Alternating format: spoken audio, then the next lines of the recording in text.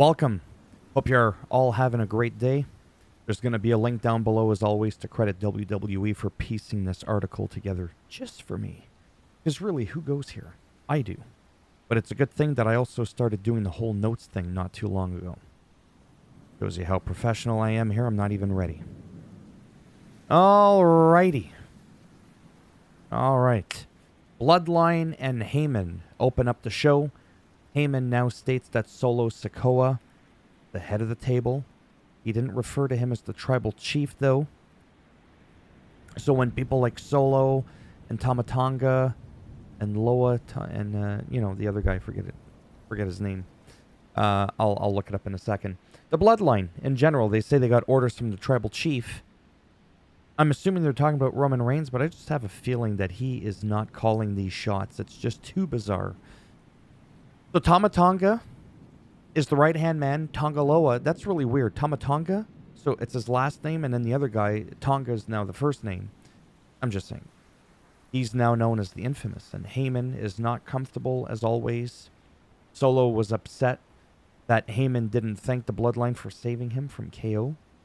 And Orton, was it, last week? And I'm just like, what? Attacks. Oh, then KO did come out, and he attacked the Bloodline on his own. Street Profits then came out to even out the odds with BFAB. Where's Bobby been? While I looked it up, I didn't know.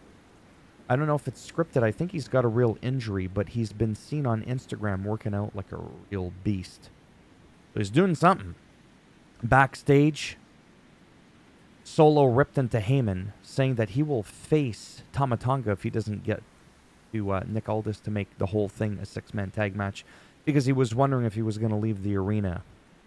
And then a QR code popped up. I haven't really been talking about it, because honestly, I haven't really been sure to know what to say. There are rumors that Dexter Lumis, Nikki Cross, Bo Dallas, a.k.a. Uncle Howdy, and Eric Rowan, I'm surprised I remembered all that, and it's not even on my notes, are going to form a faction. I am very excited to see where that's going to go. I miss Bo Dallas. I think he's great. And I'm not just saying that because he's the brother of the late, great Bray Wyatt. I really do think Bo Dallas can be something special, given the right script, really. So, let's get into this. Jade Cargill and Bianca versus Indy Hartwell and Candice LeRae, Alba and Isla, with Shane and Zoe watching on.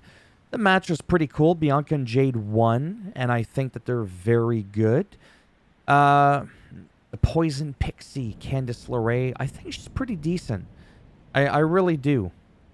Indy Hartwell, not so much. As a team, I do kind of, and I know it might sound rude, I do roll my eyes a little bit and go, because it's just not really fully believable for me, and it's really nothing against Indy. I'm not saying I could do any better. I'm just calling it the way I see it. So when I saw Bianca and Jade win, I was like, well, thank God. Then again, we had Chelsea and Piper win for a while, the tag team belts, and I have mixed feelings on that, but I may talk about that at the end of the video, just really quick. So yeah, so this was all right. And then we had Zoe and Shayna and the other ladies there, the Isla Dawn, and I forget their name, honestly. That's how professional I am. They were attacking the champs post-match, because that's what people do. Backstage, Nick Aldis tells Cody Rhodes not good to fight AJ backstage at the loading docks, and he's trying to suggest to him that he should move along. And then backstage again, Apollo Crews, someone that I've mentioned before that I really do enjoy a lot. I miss him with Titus O'Neil Worldwide and Dana Brooke. I liked that whole thing. I did. He talked about being back on SmackDown and getting jumped by Elgato del Fantasma. LA Knight still looking for Logan Paul. This was all going on at the same time, and Carmelo Hayes comes in talking trash, which leads to LA Knight versus Carmelo Hayes later. I like Carmelo Hayes, like in the ring, and I'm sure I'm really annoying to some people because I blink a lot, just the way that I talk. You can't please everybody, but him on the mic, I'm just being honest. I'd rather hear Piper Niven cut a promo, which she did, and it was actually good. There's something about the way Carmelo's like, I can't even mimic it. I don't even want to try. It's just not my thing. Like literally annoying. There's like, whatever, and then there's like, hey, seriously? But whatever. I'm not saying I could do a better job. Well, maybe just that much better. So that's that. Johnny Wrestling Gargano versus Grayson Waller. It was a wild match. Waller won. You might be thinking, well, why is he going after, Austin Theory? That's what I'm asking myself, too. Shouldn't be doing that. Look at the size of their arms. Jesus Murphy. So that was pretty cool. Nick Aldis backstage again, surrounding Cody Rhodes with security as AJ was coming up with the Good Brothers. Carl Anderson and Luke Gallows. Right? Yeah. I remembered their name. Sometimes I keep calling the other guy Festus because he used to be Festus. Festus. Like fetus, but Festus. Well, I guess it's not the same thing. But if you Google WWE Festus, that's Luke Gallows. Crazy. He changed so much that even Vince McMahon didn't remember him. Okay? So he did that, and they went back and forth because Cody ended up coming out to the ring, right, trying to walk away, remain professional until he knocked out half the security crew. But, and AJ's like, give me what I want. No one does that better than Batista with the red shades. And basically a clash at the castle. AJ and Cody are going to go at it in an I Quit match. That is going to be awesome. Carmelo Hayes versus LA Knight. Again, great match. LA Knight tells Logan Paul after, because LA Knight defeated Carmelo Hayes, that he's going to bring SmackDown to him. And Wade Barrett needs to clean his headset because LA Knight was dripping sweat all over it. And it was kind of, disgusting. I don't know why that hand is right there. Point, that's just disgusting. So yeah. Backstage, we had a momentary visit from Tiffy Time, who says she's got Nia's back. She says Nia is the queen of the ring, and Tiffy is the princess of the ring. Mishin gets angry at Nia, starts attacking her, and she got walloped upside the head. And Nia said something about, why don't you retire like AJ or something, and did the whole like Will Smith thing, keep AJ's name out of your mouth. Every time I hear that sentence, I can't stop but think of Will Smith. I'm just saying.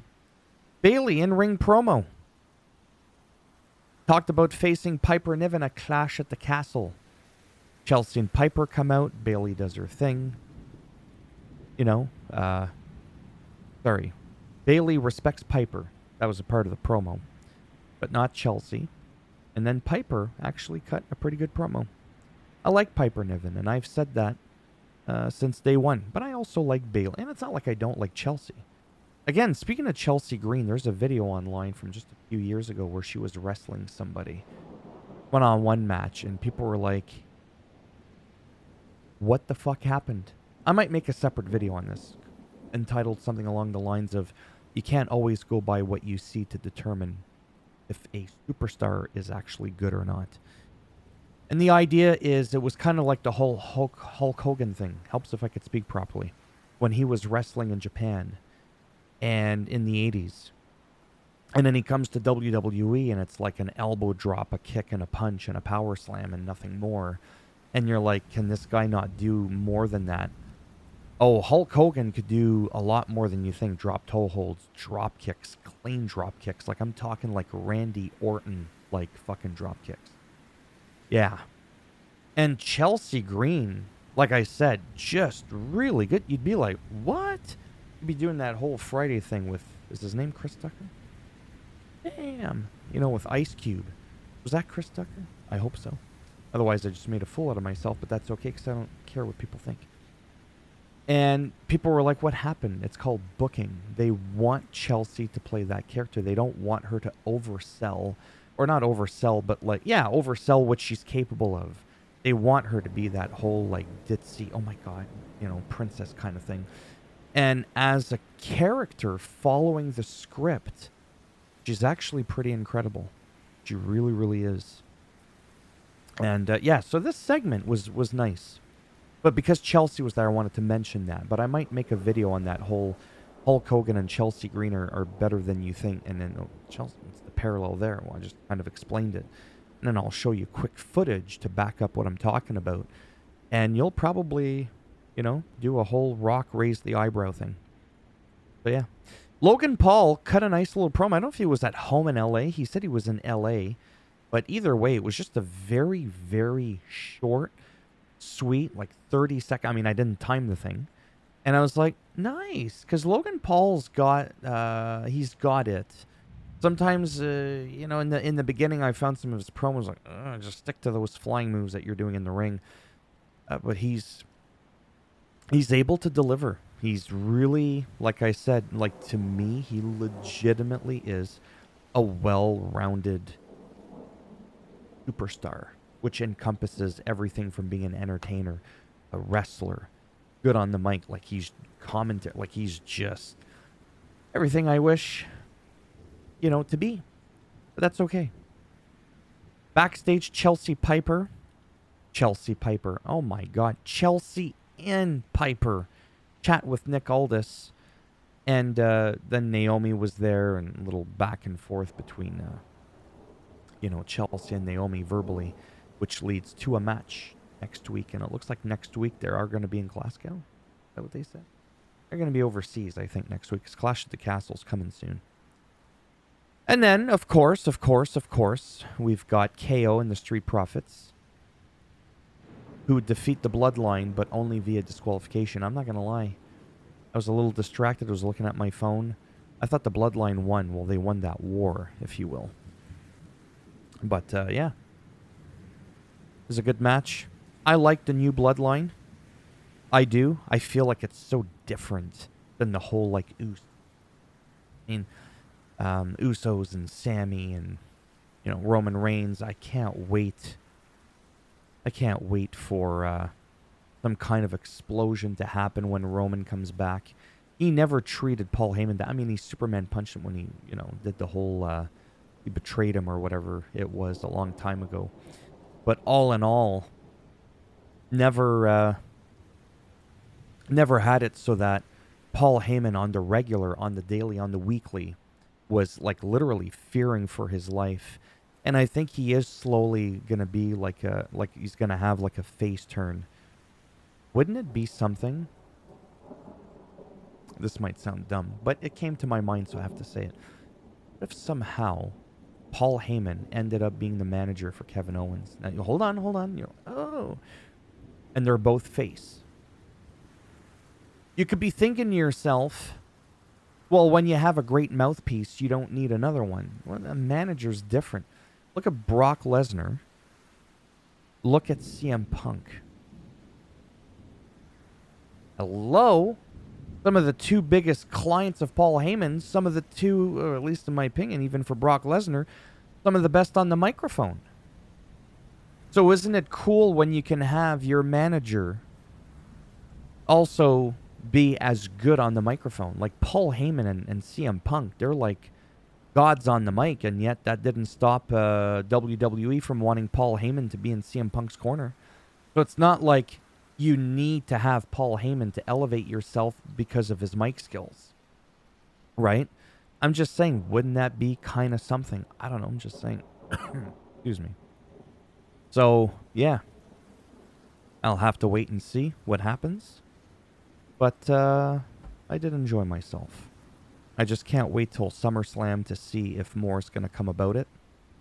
And waiting for the return of Roman Reigns, who is going to come back. And what that's going to be like. As always, if you liked the video, a thumbs up would greatly be appreciated, as it does help the algorithm in trying to make me more relevant in the search results and people are looking shit up. A lot more than a happy feel-good moment when I see 3 thumbs up on one of my videos, if I even get that many. And if you didn't like the video, you know it's coming. Give it a thumbs down. I'll bend it in half, twist it, and you'll get a solo Sakoan spike in the rectum from your own thumb. To clarify. If you want to subscribe, I mean, obviously, that would be great. But if not, thanks for stopping by anyways. Take care. And maybe if I'm lucky, I'll see some of you in the next one. Bye for now.